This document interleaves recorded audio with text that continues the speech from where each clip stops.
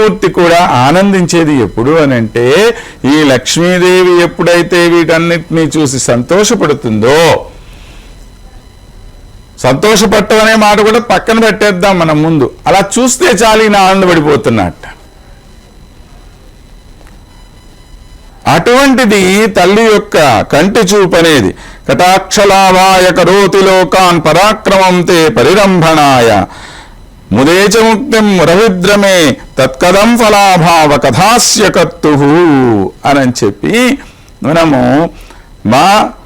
నీ యొక్క కటాక్షం అనేటువంటిది ఆ భగవానుడి యొక్క సృష్టి మొత్తానికి కూడా మూలాధారమైనటువంటిది. దాని చేతనే అన్నీ బాగున్నాయి అనేటువంటి ఒక భావన మన మనసులో కలగటానికి ఆస్కారం కలుగుతుంది. ఆ విధంగా వీటన్నింటినీ చేస్తున్నావు కదా తల్లి నువ్వు, కనుక